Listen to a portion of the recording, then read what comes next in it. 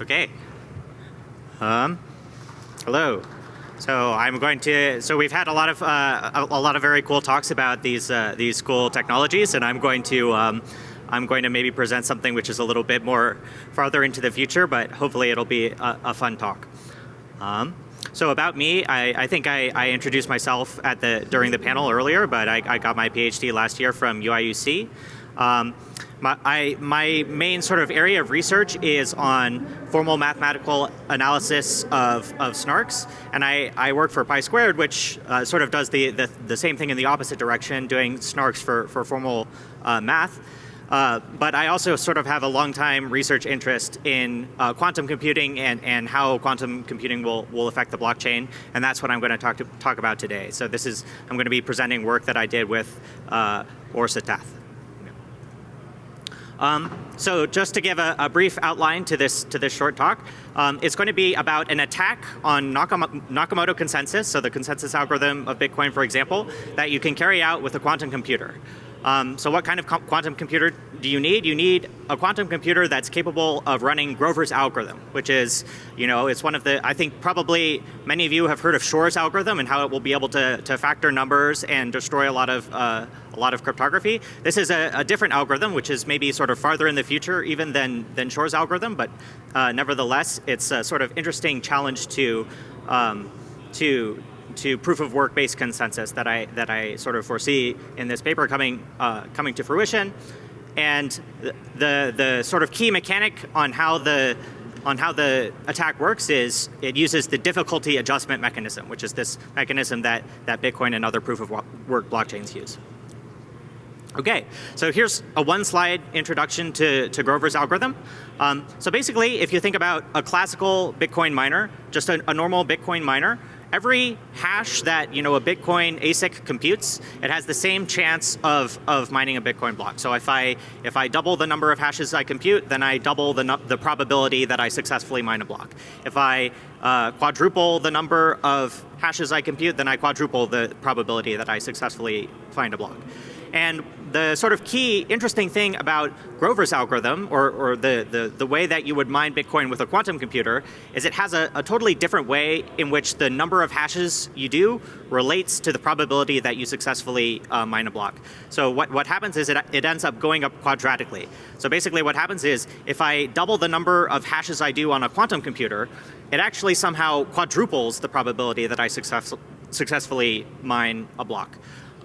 And so this is a very interesting and weird result. It sort of overturns a lot of the thinking that people do when they're reasoning about the security of proof of work. But the key takeaway is that what this means is that if I'm mining Bitcoin with a quantum computer, I'm actually at a big advantage if it's a really difficult proof of work puzzle. If I have to get a really large number of zeros in the block header. And it's also very beneficial to me if I can mine for a very long time so that I can do all of these hashes and get up to a really, really high probability of mining a block. So what does all this mean for proof of work?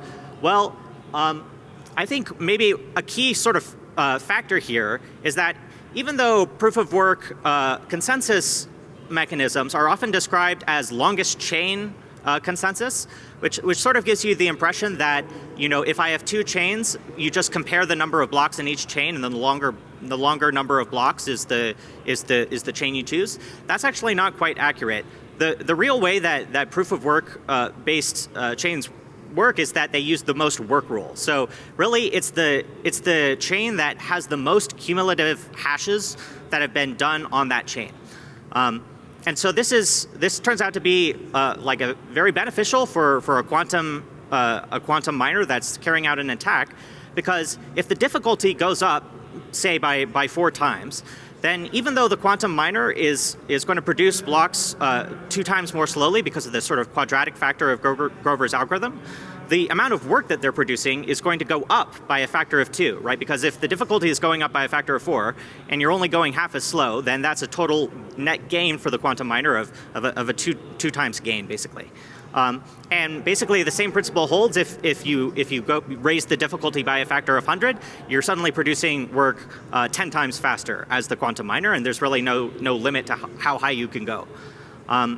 so like what really in practice is the limit? So like how is it possible really for a quantum miner who's carrying out this attack to do something to increase the difficulty so they get all this benefit? And the answer is just, really the answer is just yes, because the way that Bitcoin decides on the difficulty is through what's known as the difficulty adjustment mechanism, right? It basically takes the timestamps that it sees on the blocks that are coming into the network, and based on how far apart those timestamps are, it gets a sense of how fast the network seems to be going, and it changes the difficulty based on that factor. And so what we can do if we're carrying out an attack where we're sort of mining a chain on our own private computer, is we can maliciously set the timestamps of all of the blocks that we're producing to cause the difficulty to be whatever we want it to be. And if we set the difficulty high enough, we can do what we were talking about on the previous slide, where we really increase the speed that we're producing work. So there's only one sort of more caveat, which is, okay, if we're making these blocks so slowly, won't our timestamp end up way in the past? And basically the way that we solve this is that at the end of the attack, we can just really ramp down the difficulty, and we can mine a whole bunch of blocks all at once, just to make sure that we're not mining blocks that seem to be like, okay, like here's a block that's several months old, but I'm telling you it's the tip of the chain. And so here is just a sort of schematic representation of the attack. In the first few epochs, we like really ramp up the difficulty, and we create a lot of cumulative proof of work on the chain. And then once we have a really high proof of work on our chain, we can ramp the difficulty way down, and we can mine a whole ton of blocks. And we get to the timestamp, which is a realistic timestamp, but we also have the right amount of work on the chain. All right, so thanks. So I have my Telegram here, so you can reach out with questions, and also I have the QR code for Pi Squared if you want to learn more about what we do there. Yeah, thanks. Dr. Bailey, thank you very much for that. Really insightful presentation. Any questions from the audience? No. Yes. So what do you do to prevent? I guess. How do you prevent this from getting bad?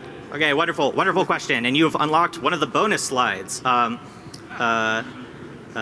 Like basically, there's a few ways that you can. There's a few ways you could potentially mitigate it.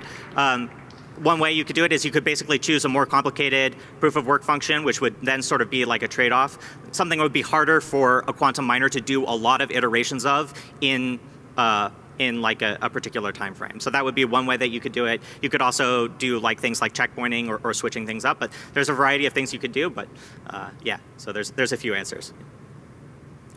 Okay. Yeah, thanks.